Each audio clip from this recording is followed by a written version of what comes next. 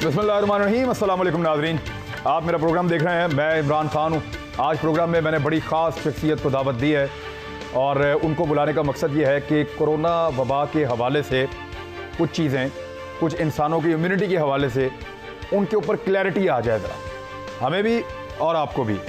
किसी तारुफ के मोहताज नहीं है। डॉक्टर अजमत साहब पाकिस्तान बल्कि एशिया के सबसे बड़े मारूफ माहिर इलाज बिल-ग़िज़ा हैं और पूरी दुनिया में लोग इन्हें जानते हैं और जहाँ कहीं ये प्रोग्राम करते हैं उसकी 30-30, 25-25 ज़बानों में ट्रांसलेशन हो जाती है और पूरी दुनिया में लोग इनके इल्म से इस्तिफ़ादा करते हैं।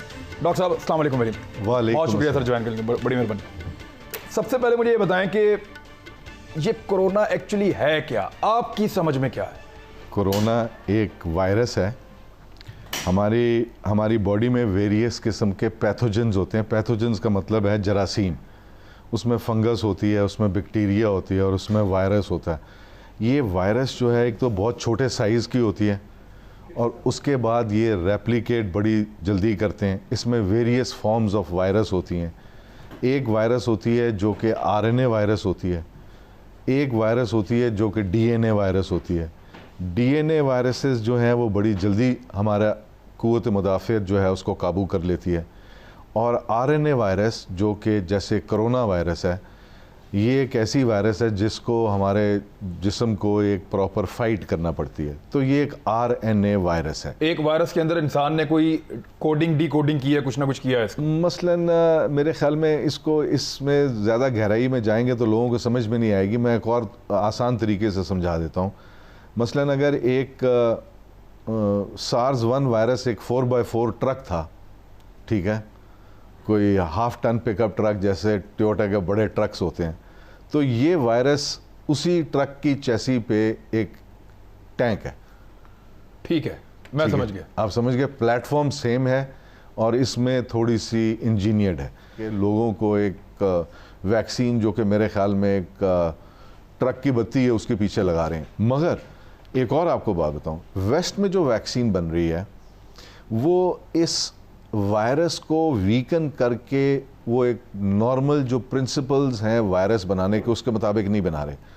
वो इस वायरस की इन्फेक्शन की वजह से जो आपके लंग्स में फ्लूइड जमा हो जाता है उसको एनालाइज करके उसके अगेंस्ट ऐसे बॉडी में डिफेंस मैकेनिज्म्स इंट्रोड्यूस करना चाहते हैं कि वो नॉट अगेंस्ट दैट वायरस, उसके इफेक्ट के ऊपर कंट्रोल करना चाहते हैं। उसके इफेक्ट्स के ऊपर कंट्रोल करना चाहते हैं। बच कैसे सकते हैं इससे, इस वायरस से? देखें, सबसे पहले तो हमें ये रियलाइज करना होगा, और ये मैं डराने के लिए नहीं कह रहा और मैं कोई इल्हाम पैदा करने के लिए नहीं कह रहा, मगर जो इंफॉर्मेशन मौजूद है ह्यूमन मैनकाइंड के पास इस टाइम, ये तकरीबन हर इंसान को होगा। और ये किसी को 6 महीने बाद हो, किसी को 18 महीने के बाद हो, किसी को 2 साल के बाद होगा।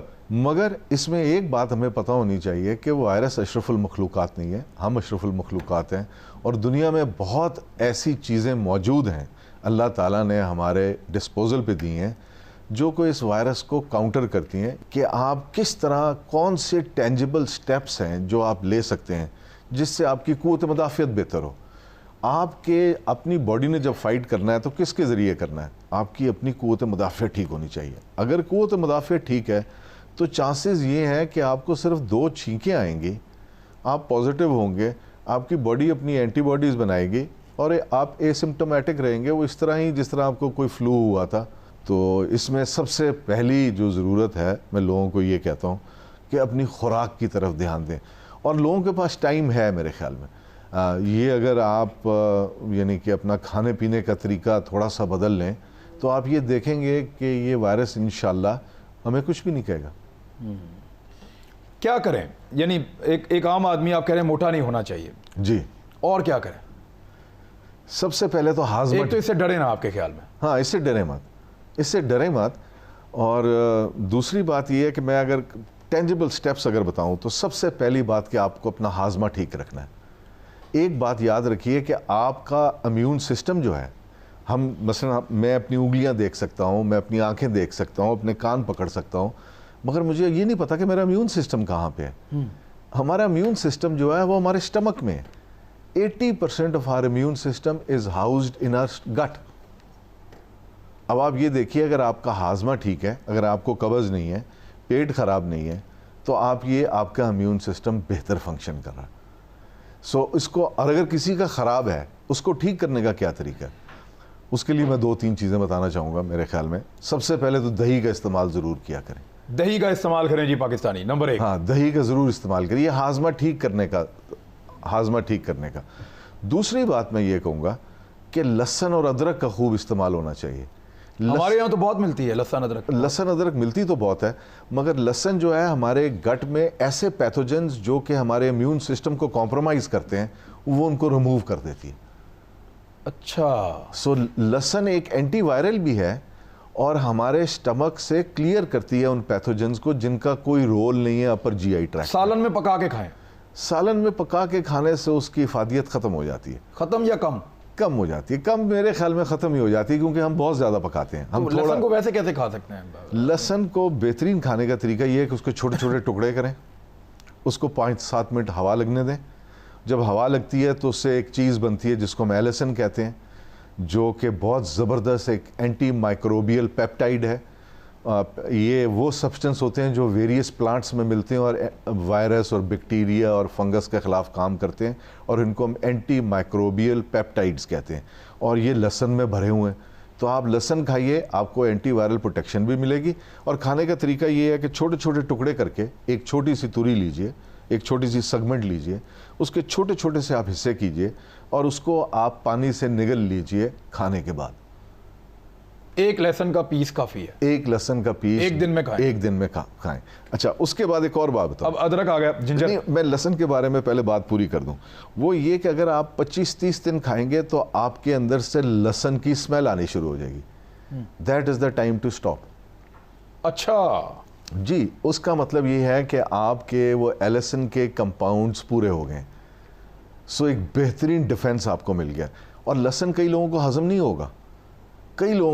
होगा, इसलिए अगर आपको हजम नहीं होता तो आप एक पूरी तुरी से ना शुरू करें, एक पूरी सेगमेंट से। आप एक लहसुन का चौथा हिस्सा लेके, छोटा सा हिस्सा लेके सिर्फ वो लीजिए। आहिस्ता आहिस्ता 5-7 दिनों में इसको बढ़ाइए। और जब आप लहसुन लें, जब आप ये गार्लिक के ऊपर आप कर रहे हैं, फोकस कर रहे हैं, तो साथ दही भी ज़रूर लीजिए। दही के बारे में मैं आपको छोटी सी बात, दही में लहसुन डाल के खा लें, पता ही नहीं चलेगा। ये भी ठीक है, ये भी बिल्कुल किया जा सकता है।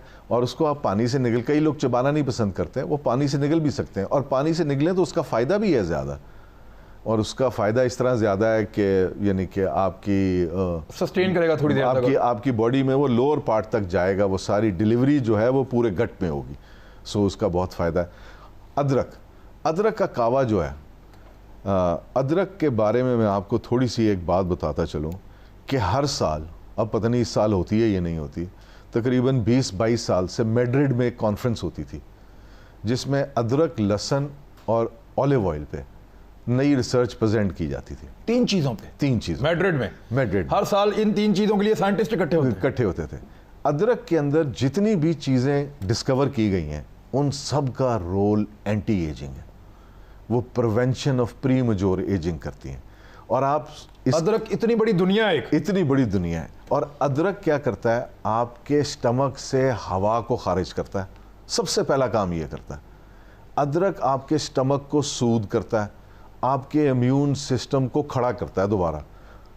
अदरक इतनी शानदार चीज़ है। आप ये सोचिए कि अल्लाह ताला ने कुरान मजीद में अदरक का जिक्र किया कि जो मेरे पास मेरे बंदे जन्नत में आएंगे, उनको ऐसे प्यालों में तवाज़ा की जाएगी जिसमें से सूंठ की खुशबू आएगी। यानी कि प्री मैच्योर एजिंग, वहाँ तो कोई एजिंग नहीं। सो आप ये सोचिए कि अदरक के अंदर अभी कोई 63 के करीब न्यूट्रिएंट्स डिस्कवर किए गए, न्यूट्रिस्यूटिकल्स, जिनको अभी नाम दिया जाना है, और उन सारों का रोल हमारी बॉडी में है। यानी इंसान अभी तक अदरक के अंदर क्या है वो पता नहीं कर सका। नहीं कर सका। और जो पता चला वो खजाना है सारा का सारा। बिल्कुल खजाना। अभी इसके हवाले से मैं आपको एक और, आपने कहा अभी पता नहीं कर सके, अभी तक हमारे जिस्म में 7.2 मिलियन न्यूट्रिएंट्स डिस्कवर हो चुके हैं। ठीक है, सारे के सारे वेरियस सब्जियों, 72 लाख न्यूट्रिएंट्स डिस्कवर हो चुके हैं। और तकरीबन आधे ऐसे हैं जिनको अभी नाम भी नहीं दिया गया, उनको नाम भी नहीं दिया गया। और इसी तरह मैं लोगों से ये रिक्वेस्ट करूंगा कि अदरक बेहतरीन चीज़ है, जिसमें ऐसी बेइंतहा चीज़ें हैं जो कि हमारे लिए फ़ायदेमंद है, हमारे इम्यून सिस्टम को ठीक करती हैं, हमारे हाजमे को बेहतर करती हैं। अदरक को लेना कैसे है, ये मैं ब्रेक के बाद एक ब्रेक ले लें। हाँ जी। अदरक का इस्तेमाल आप, अब लहसन का तो आपने सुन लिया कि आप दही के साथ, पानी के साथ उसको पीस के, उसको चबा के, कैसे भी करके उस वक्त तक इस्तेमाल करें जब तक कि आपके अंदर से लहसन की जो है वो खुशबू ना आए। जब आए तो आप समझ लें कि अब आपका कोटा फुल हो गया, फिर कुछ अरसा आप रुक जाएं। एक ब्रेक लें, वापस आते हैं। अदरक कैसे इस्तेमाल करें। वेलकम बैक नाजरीन। अदरक को इस्तेमाल कैसे करना है कोरोना से बचने के लिए, इम्यूनिटी को बेहतर करने के लिए। पहले लहसन था, अब अदरक। डॉक्टर साहब, इसका इस्तेमाल कैसे करें? हम कोई महंगी दवाइयां नहीं बता रहे, जी, हम जी। तो वो बता रहे हैं जो अल्लाह ताला ने बना के भेजा है। बिल्कुल बिल्कुल बिल्कुल, मैं बिल्कुल भी किसी कोई ब्रांड नेम का नाम नहीं लेना चाहूँगा। अदरक के बारे में बहरहाल आते हैं। अदरक जो है, बेहतरीन तरीका अदरक को लेने का है कि आप उसका कावा लें, और कावा इस तरह लें कि आप थोड़े से अदरक को श्रेड कर लें, कद्दूकश कर लें जिसको कहते हैं, बारीक बारीक, 1 चम्मच के बराबर, और उसमें तकरीबन कोई 6 कप पानी के डाल दीजिए। उसको एक दफ़ा उबलने दीजिए, और उबलने के बाद जब वो 3 कप रह जाए तो वो आपका एक अदरक का कावा बन गया। और वो एक बहुत ज़्यादा कॉन्सेंट्रेटेड भी नहीं है। गुड़ के साथ ले लें बेशक। जी, गुड़ के साथ ले लें, उसके शहद अंदर के आप साथ। शहद के साथ ले लें, ये आप ले सकते हैं। और ये दिन में एक दफ़ा ज़रूर लीजिए, इससे आपका हाजमा भी बेहतर होगा। अच्छा, एक और सबसे बड़ी बात अदरक की, अदरक का जो कावा है वो ब्लड थिनर है। और ये सोचिए कि अगर आपका ब्लड थिन है तो वो ब्लड थिनर नहीं के तौर पे काम हार्ट के करेगा। प्रॉब्लम नहीं होंगे आपको? नो, आपका हार्ट के लिए बेहतरी के लिए। हार्ट के प्रॉब्लम नहीं होंगे आप? जी, आपको हार्ट के प्रॉब्लम नहीं होंगे, आपकी सर्कुलेशन बेहतर करेगा, आपकी मेमोरी बेहतर करता है, उसके बाद प्री मैच्योर एजिंग को प्रिवेंट करता है। सेलुलर लेवल पे कैंसर सेल का जो एक मरने का प्रोसेस होता है जिसको हम अपोप्टोसिस कहते हैं, उसके अंदर बॉडी को असिस्ट करता है। बहुत ज़्यादा फंक्शंस हैं अदरक के। तो कावा इसका सबसे बेहतर है, सबसे बेहतरीन कावा। अच्छा, खाने में जो डाल के, पका के, जला के हम कोई चीज़ करते हैं तो वो आपको लगता है उसका इम्पैक्ट नहीं रहता? उसका और फर्दर क्या है? देखें, अब पेट को तो हमने देख लिया कि पेट के अंदर जो है वो ये चीज़ें, 80% आपने कहा था कि immune system belong to your belly. कई लोग दिखने में बड़े तगड़े होते हैं, तो क्या हम एक्सपेक्ट कर सकते हैं उनको देख के कि इनका तो बड़ा ज़बरदस्त इम्यून सिस्टम होगा? नहीं, बिल्कुल भी नहीं। ये जो कैरेक्टराइजेशन है कि अगर एज का भी नहीं है, एज का भी नहीं है, एज का भी नहीं है। एज अगर आपने अच्छा खाना पीना रखा हुआ है तो आपका इम्यून सिस्टम बड़ा स्ट्रॉन्ग एक्ट करेगा even at the age of 60। इसमें कोई शक नहीं। और कौन सी चीज़ें हैं ऐसी जो इस्तेमाल करें लोग? देखें, सबसे एक बात याद रखें कि जो फर्स्ट रिस्पॉन्डर है, जो फर्स्ट लाइन ऑफ फायर जिसने फेस करनी है हमारी बॉडी में, उस वाले इम्यून सिस्टम की सेगमेंट को तगड़ा करना जो है ना, ये हमारा नंबर 1 एम होना चाहिए। अच्छा, इम्यून सिस्टम का कौन सा पार्ट है जो कि अगर वायरस इन्फेक्ट हुई है तो उसी टाइम इन एक्शन आएगा? वो first defence line. First defence line, वो जो फर्स्ट डिफेंस, उसको हम कैसे एक्टिवेट करें? वो एक्टिवेट, उस इम्यून सिस्टम का नाम है innate immunity, INNATE, innate immunity. इसको हम हेरिडिटरी मौरूसी इम्यूनिटी भी कह सकते हैं, जो हमें वालिदैन की तरफ से मिलती है। और ये वो इम्यूनिटी है जो कि हेल्प करती है हमारी बॉडी को कोरोना वायरस को, ख़ास तौर पे ये जो अभी किसी भी चीज़ को, as a matter of RNA viruses को, RNA वायरसेस के लिए सबसे बेहतरीन इफेक्टिव चीज़ है। अच्छा, अब इसके बारे में मैं बताऊं कि ये मैं क्यों कहता हूं कि इन्नेट इम्यूनिटी जो है वो बहुत ज़्यादा ज़रूरी है। इस पे एविडेंस क्या है? इस पे एविडेंस ये है कि जब 2003 में सार्स आई तो जो चाइनीज़ डॉक्टर्स थे उन्होंने बहुत ज़्यादा रिसर्च की कि जो लोग उसमें चल बसे और जिन लोगों को कुछ नहीं हुआ उनकी बॉडी में क्या फ़र्क था।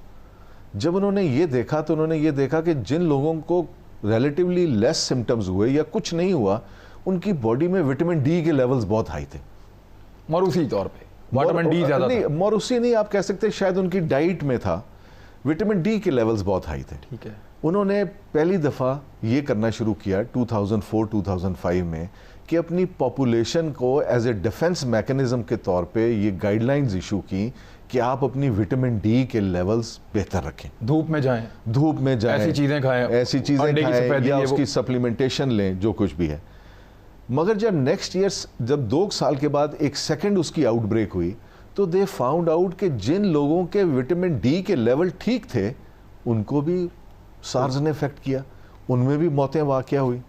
जब उन्होंने ये देखा तो आप ये सोचिए कि दोबारा वो जुट गए इस बात पे कि जी हम ढूंढें कि ये क्या हुआ कि इस दफ़ा विटामिन डी के लेवल जिनके हाई भी थे, अच्छे थे, वो भी इससे अफेक्ट हुए। दे फाउंड आउट समथिंग। उन्होंने कहा कि ये विटामिन डी अकेली नहीं डिटर्मिन करती कि आप सार्स के ख़िलाफ़ कैसे रिएक्ट करेंगे या कैसे रिस्पॉन्ड करेंगे। दे फाउंड आउट कि ये विटामिन ए और डी का बैलेंस है जो ये डिटर्मिन करेगा कि आपका फर्स्ट लाइन ऑफ डिफेंस कैसा है।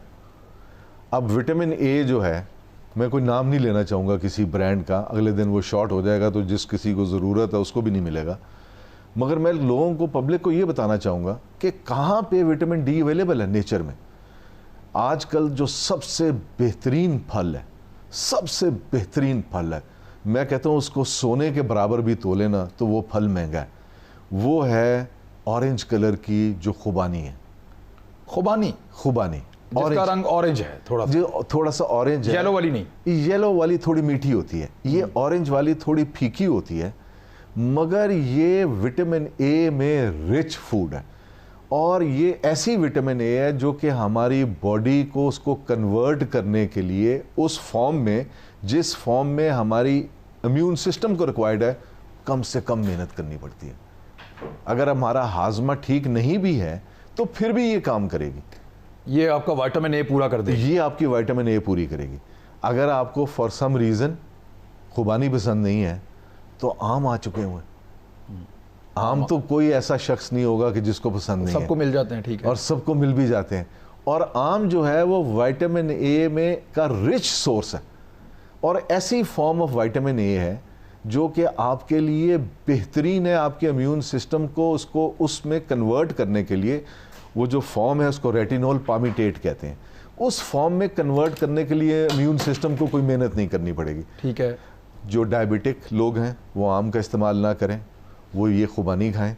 ये मीठी भी नहीं होती और मेरे तो ख्याल में बहुत बेहतरीन जायके वाली होती है। बल्कि मैं तो जब ये खुबानी खाता हूँ तो उसके साथ मैं 4-5 उसके बादाम भी ज़रूर खाता हूँ, और ख़ास तौर पे वो बादाम जो कि कड़वा हो वो ज़रूर खाता हूँ, क्योंकि उसके अंदर मुझे ऐसी न्यूट्रिशन मिलती है जो कि मुझे पूरा साल दोबारा नहीं मिलनी।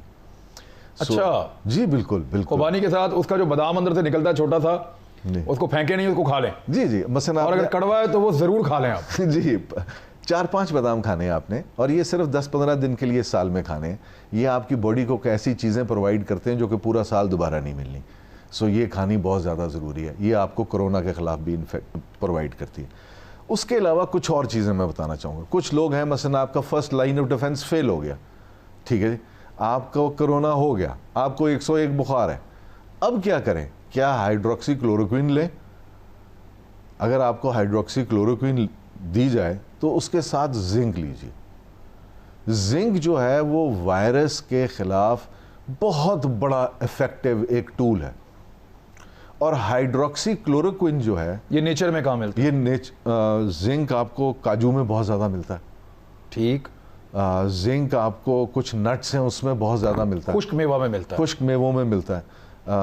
जिंक आपको उसमें भी मिलता है, पिस्ताचियोज में भी मिलता है, मूंगफली में होगा, मूंगफली में भी है। उसके बाद जिंक का एक बहुत बड़ा रिच सोर्स ये समुंदर से निकलते हैं जिनको हम कहते हैं अपना घूंगे। हाँ, घूंगे, जिसमें वो खाए जाते हैं बड़े शौक से। कैवियर भी खाए जाते हैं। और जिंक जो है समुद्री मछली में भी बहुत मिलता है। जिंक जो है आपको दरियाई मछली में भी बहुत मिलता है। सो आपके अगर जिंक के लेवल अच्छे हैं, आपको जिंक के सप्लीमेंट्स भी मिल जाते हैं। मैं कोई नाम नहीं लेना चाहूँगा, मगर अगर कोई अल्लाह ना करे किसी को हो जाए तो को जिंक को एक ऑप्शन है, बड़ी ज़बरदस्त ऑप्शन है जो कंसिडर की जानी चाहिए। उसके अलावा और क्या चीज़ें हैं जो हमें इसको फाइट करने पे हेल्प कर सकती हैं? ये चीज़ें मैं अपने से नहीं बता रहा, ये हमारी टेक्स्ट बुक्स में लिखी हुई हैं और 30, 35, 40, 50 साल पहले की लिखी हुई हैं। और बाकायदा एक तवातर के साथ रिसर्च आ रही है। इसमें मैं आपको एक और बात भी बताऊं, ये आपने रिसर्च की बात की, I think this would be very very interesting for नाजरीन। दुनिया में जितनी रिसर्च हो रही है, तकरीबन 5% रिसर्च हुई तो आज हमारे हाथ में एक मोबाइल फ़ोन है। तकरीबन 5% जितनी रिसर्च हुई है आज तक, जितनी रिसर्च हुई है उसकी तकरीबन 5% रिसर्च हुई है तो इंसान चांद पे पहुंच गया। तकरीबन 5% रिसर्च हुई है एरोस्पेस में, इंजीनियरिंग में, तो हमने जहाज़ बना लिए। दुनिया में आपको पता है 50% से ज़्यादा रिसर्च किस पे हो रही है? लॉन्जिविटी पे, न्यूट्रिशन पे। हाउ अब जब हम बात करते हैं ना अपने पीयर से, जो कि हमारे प्रोफेसर्स हैं, और ये यहूदियों की साइंस है, कहा जाता है कि यहूदियों की साइंस है, उनसे अगर आप पूछें कि जी किसी को ये कैंसर है तो इसके बारे में अगर आपने कुछ करना है तो क्या न्यूट्रिएंट दिया जाए, तो वो कहते हैं कि बेटा दिस इज, हम इन डिजीजेस को कॉन्कर कर चुके हैं, अब हमारा नेक्स्ट स्टेप है to make life very healthy and fruitful till the age of 120 without the diseases. So जो रिसर्च सारी दुनिया में हो रही है, ये रिसर्च का किसी को नहीं पता। ये रिसर्च फार्मास्यूटिकल कंपनियां जो हैं आगे नहीं आने देती। ये रिसर्च दवाइयां बेचनी है ना उन्होंने, अपनी ट्रिपें बेचनी है, इंजेक्शन बेचने हैं, वैक्सीन देनी है जी, तो नेचर में क्या है वो तो पता नहीं चलने देंगे आपको। नहीं पता, मगर मैं इसमें कुछ बताऊंगा। कोरोना वायरस के खिलाफ 3-4 इन सब्सटेंसेस को हम एंटी माइक्रोबियल पेप्टाइड्स कहते हैं, AMP। जो कोरोना के खिलाफ अब कोई सब्जियां और वो चीजें जो हमारे यहाँ पे वाफर मिलती हैं, हमें उनके फायदे का नहीं पता। क्विकली हम कुछ चीज़ों का राउंड करेंगे ब्रेक के बाद, आखिरी ब्रेक होगी, हमारे साथ रहिए, वापस आना। वेलकम बैक नाजरीन। जी अजमत भाई, अब मुझे ये बताएं कि वो कौन सी चीज़ें हैं हमारे यहाँ पे मज़ीद सब्जियाँ जो अवेलेबिलिटी बहुत अच्छी है और उसको फ़ौरन मौसमों में मौजूद भी हों और लोग इस्तेमाल करें। देखें, सबसे पहले तो मैं ये बताना चाहूँगा कि एक चीज़ का इस्तेमाल जो है ना हर इंसान कर सकता है अपनी डेली डाइट में, वो है लौंग। लौंग, क्लोव, लौंग समझते हैं ना? बिल्कुल ठीक है, मैं समझ गया। लौंग, हाँ जी, छोटे से जो दांत में दर्द वो लोग रखते हैं उसको। जी जी जी जी, बिल्कुल बिल्कुल बिल्कुल। आप एक मैं लफ्ज़ बोलना चाहूँगा, इसको हम कहते हैं ORAC values, oxygen radical absorption capacity. दुनिया में सबसे ताकतवर जो खाना, जो सबसे ताकतवर चीज़ है जिसकी किलिंग कैपेसिटी सबसे सुप्रीम है, वो लौंग है। पूरी दुनिया में, पूरी दुनिया में वाह, आज तक इससे ज़्यादा ओराक वैल्यू किसी फूड की डिस्कवर नहीं हुई। इसको लेने का तरीका ये है, 2 लौंग के पीस लीजिए और उसको अपनी चाय में डाल लीजिए। जो कावा आपने अदरक वाला बनाया उसमें डाल लें, उसमें डाल लें, और जब आप पूरा कावा पी लें, उसके आखिर में आपने वो 2 लौंग चबा के लेने, और वो थोड़े दिनों के लिए, शुरू के चंद 10-12 दिन आपकी ज़ुबान पे बड़ा वो थोड़ा सा मिर्चें लगेंगी, आपको थोड़ा सा फील होगा यार, कुछ लोग कहते हैं कि वो गर्म है, कुछ लोग कहते हैं कि वो ये है। कोई गर्म वगैरह का कॉन्सेप्ट जो है ये टोटली जिसे कहते हैं गलत नहीं, मैं इसको कहूँगा, मैं इससे एग्री नहीं करता, क्योंकि इसका कोई साइंटिफिक एविडेंस नहीं है। अगर आपकी बॉडी में चर्बी है तो आप 1 चम्मच तिलों का ले लेंगे तो आपके सर माथे पे पसीने आने शुरू हो जाएंगे। वो क्यों? क्योंकि तिलों के अंदर ऐसा तेल मौजूद है जो कि आपकी बॉडी में जो सर्कुलेशन में फ़ैट है उसके साथ बाइंड कर जाएगा, आपकी बॉडी टेम्परेचर रेज करेगी ताकि उसको बाहर निकाल दे। आप कहेंगे ये फूड गर्म है। आप मुझे, अगर मेरी जो फ़ैट है, अगर मेरी फ़ैट की जो लेवल है वो एक ठीक लेवल है, तो मैं अगर तिल के 4 चम्मच भी खा जाऊंगा तो मुझे एक पसीने का कतरा नहीं आएगा। सो ये कहना कि ये गर्म है, ये एक सब्जेक्टिव सी एक बात है, ये आपके ऊपर डिपेंड। लौंग के 2 पीस जो है वो रोजाना कावे के साथ आप लें जी, रोज लौंग के 2 पीस आप ये लेने शुरू कर दें। अच्छा, इसके अलावा 1-2 चीज़ें मैं आपको, और दो नहीं 3-4 चीज़ें। एक तो जैतून के पत्ते, जैतून के पत्ते, ऑलिव, इसके पत्ते इस तरह के जो हैं, ओहो, ये क्या कमाल की चीज़ है। इसके अंदर एक सब्सटेंस है जिसको हम कहते हैं ओलियोरोपिन, ठीक है, और ये RNA virus, DNA virus, bacteria, anti bacterial है, एंटी फंगल है, एंटी कार्सिनोजेनिक है। ये तकरीबन आज तक जितने कैंसर्स पे रिसर्च हुई है, there has never been a single carcinogenic यानी कि स्टडी जिसके अंदर ये बताया गया हो कि इसने काम नहीं किया। ऑलिव लीव जो है, इसके आप कहवा भी पी सकते हैं। इसके खुश्क ऑलिव लीव्स को आप उनका पाउडर बना के आधी चम्मच रोज़ाना आप ले सकते हैं। ये इतना बेहतरीन एक नुस्खा है अपना। ये हमारा जो पाकिस्तान में ऑलिव लगता है, ये पूरा सॉल्ट रेंज में लगा हुआ है, ये इसके लीव्स, जी इसके लीव्स आप ले सकते हैं। ये बेहतरीन किस्म की एक चीज़ है जो कि आपके एंटी वायरल डिफेंसेस को बहुत ज़्यादा इन्हांस करती है। ठीक है।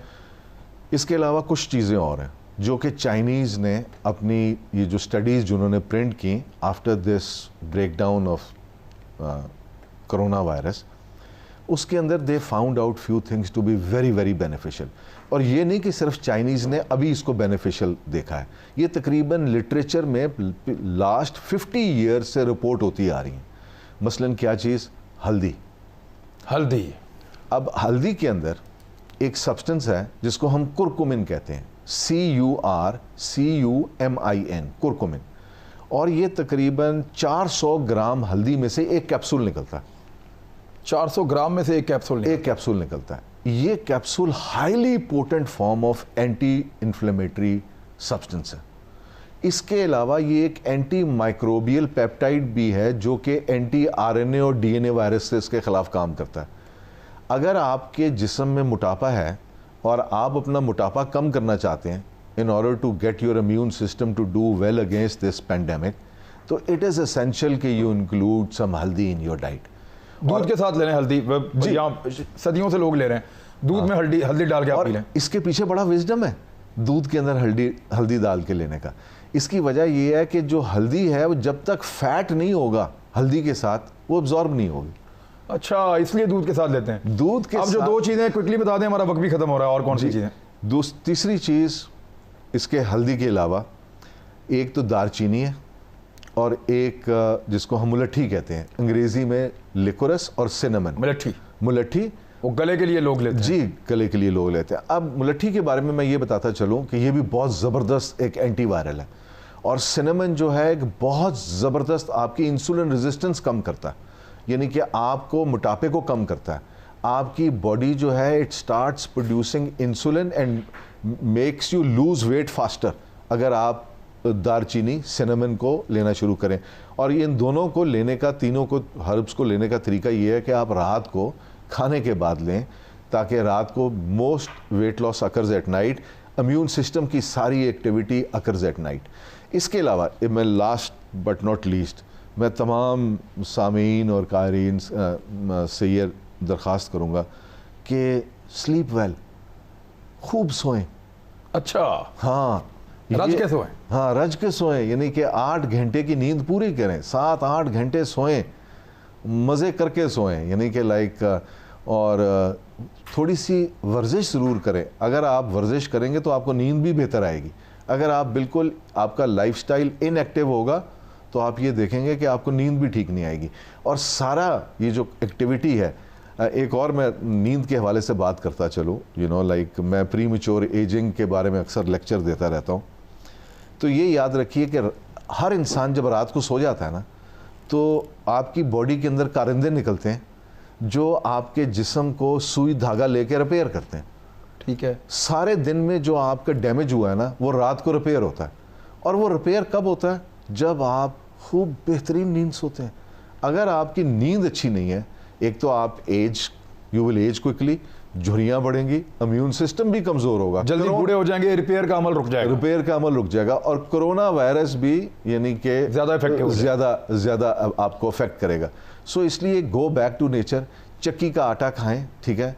आप ये दूसरी, मैं इसमें एक और वो लोगों को बताएं कि चीनी ना खाएं। जी, मैं इसमें सबसे आखिर में ये बताने लगा हूँ कि कोशिश ये करें कि अपनी खुराक से इन्फ्लेमेटरी फूड्स निकाल दें। चीनी को बिल्कुल निकाल दें। चीनी हम जब थे ना, स्टूडेंट थे, तो हम चूहों को इम्पोर्टेंट और इनफर्टाइल करने के लिए ना चीनी, चावल और मैदे का इस्तेमाल करते थे। मैदा, चावल जो पॉलिश वाला है वो, हाँ, और चीनी। हाँ, और इसके अलावा कुछ चीज़ें और ऐड हो गई हैं। एक ख़ास तौर पे क्या चीज़ है? नूडल्स जो बच्चों को आप खिलाते हैं, पेट भरने के लिए इससे इज्तनाब करें। और एक और चीज़ जो कि बहुत ज़्यादा हमारे इम्यून सिस्टम को डाउन करती है, वो घर में फ़िनाइल का इस्तेमाल है। फ़नाइल के इस्तेमाल से रुकें। उसके बाद 24/7 मस्कीटो रिपेलेंट्स, जो आपके घर में जो ये मच्छर मार कॉइल्स और ये मच्छर मार टिक्कियाँ और मच्छर मार, वो जो दीवारों में लगे हुए फिक्स करके उनका लिक्विड, ये आपके इम्यून सिस्टम को कॉम्प्रोमाइज़ करते हैं। इसमें से कुछ लिक्विड्स ऐसे हैं जो घोड़ों के अस्तबल में लगाने की इजाज़त नहीं है, और हमारे घरों में लगे हुए हैं, और हमारे बच्चे का एक पंगूड़ा और उसके साथ वो लगे हुए हैं। तो ये सब इम्यून सिस्टम कमज़ोर करते हैं। इनको खुराक से निकाल दीजिए। हंटर बीफ हो गया, सॉसेजेस हो गए, इस किस्म की चीज़ें, प्रोसेस्ड जिसे कहते हैं हम मीट, प्रोसेस्ड मीट, ये नाइट्रोसमाइंस प्रोड्यूस करते हैं, इम्यून सिस्टम को नीचे ले जाते हैं, बॉडी में इन्फ्लेमेशन कॉज करते हैं। ये सारी चीज़ें एक एपिसोड आपके साथ और करनी है क्योंकि हमारा ये वक्त ख़त्म हो रहा है और इतनी ज़बरदस्त मालूमात हैं। नाज़रीन, लुब्बे लुबाब ये है कि जो डॉक्टर साहब फरमा रहे हैं कि ये रिसर्च बाकायदा 50-60 साल से चल रही है। यहूदियों ने इस पर बहुत रिसर्च की है, गोरों ने बहुत रिसर्च की है और ये निसाब का हिस्सा है कि नेचर सबसे बेस्ट सोल्यूशन है। हम बड़ी हकारत से देखते हैं छोटे छोटे फलों को, छोटी छोटी सब्जियों को, अदरक, लहसुन को, लौंग को, इन चीज़ों को समझते ही कुछ नहीं है। हमें तो लगता है जब तक कि मुश्किल नाम वाली कोई दवाई नहीं होगी अंग्रेज़ी में, जिसको ना हम स्पेलिंग आते हैं ना हम बोल सकते हैं उसको, तब तक हमें आराम नहीं मिलेगा। तो नेचर के अंदर अल्लाह ताला ने हर चीज़ रखी हुई है और यही आज डॉक्टर साहब बता रहे थे हमें। सर, आपका बहुत शुक्रिया, बड़ी नवाजिश। दोबारा इंशाल्लाह डॉक्टर साहब को कभी ज़हमत देंगे और कोशिश करेंगे कि मज़ीद चीज़ें जान सकें। अपना ख्याल एक आखिरी फाइनल एक बार, वैज़ा मरज़ तो हुआ यशवीन से जो पहली आयत है ना, अल्लाह ताला उसमें फरमाता है कि मैं ही तुम्हें खिलाता हूँ, मैं ही तुम्हें पिलाता हूँ, और उससे अगली आयत है मैं ही तुम्हें बीमारी से शफा देता हूँ। और अल्लाह ताला ने जो खाने पीने के लिए अल्लाह ताला ने बनाया हुआ है उसी में शफा है। अपना ख्याल रखिएगा, मुलाकात होती है दोबारा। अल्लाह हाफ़िज़।